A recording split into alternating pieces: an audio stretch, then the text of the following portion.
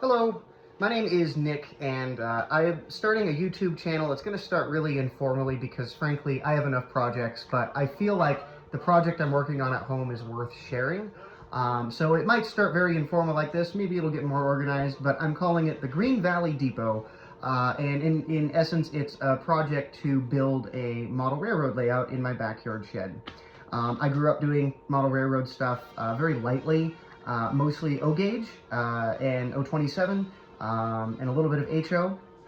But the last couple of years, have been kind of wanting to build a layout in my backyard shed as an adult. I initially was going to do an HO set. I have HO track actually. I'll probably show it off in the channel at some point. And I might want to do an indoor layout with HO someday. But I ended up falling in love with this O-gauge Lionel set, a 440 set that was out in the 2010s, and I fell in love with it. I got it. I was able to acquire it, and I decided this is what I'm going to be making the layout in the backyard shed. So I'm not showing that today. I'm actually showing some track that I got. The Lionel set came with fast track. I actually have some here on the table. Good old fast track, except, you know, I'm not actually a fan of it. I wasn't a fan of it when they rolled it out when I was a kid.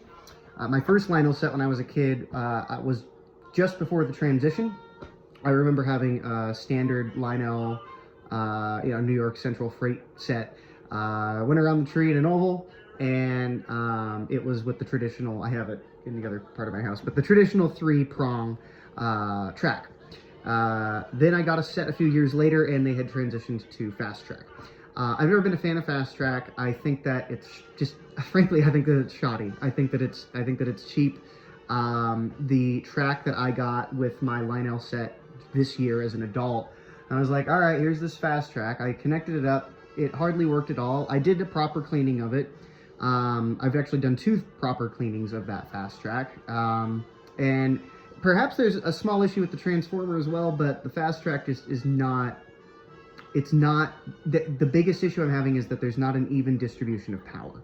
And what's really disappointing is I have even connected lead power to, it's just an oval that I practice this on. That's all the track I have for fast track is just a simple oval. And I have 2 power tracks connected to a transformer, and my very simple train still comes into issues with a simple oval, and I'm doing more than an oval. So I started thinking about other options. I was thinking about doing maybe just going old school. I have some old 3-rail now, some old 3-prong rail. It's O-gauge. I was hoping for O27, but that's okay. I've adjusted the layout for O36, or the plan for O36. I was hemming and hawing, though, about getting some pieces by Menards, just because they're conveniently cheap and it would be brand new. But then, thankfully, I live in Spokane, Washington, and there's a shop called Treasure Trove in the Garland district, and the owner there, I reached out to him. He's given me, I got some of my HO stuff from him in the past, and I asked him before the new year, hey, do you happen to have any Lionel track lying around? And sure enough, he did. I expected 3-prong, but I ended up, and I did get a box of that, but I ended up also getting something really fun. This is Super O. Which has its own criticisms, don't get me wrong, but I'm super excited about this Super O track. It came to me super dirty, so all I've been able to do so far is a real simple test to make sure, okay, it does work. I can get power to it. It runs my simple little trolley setup.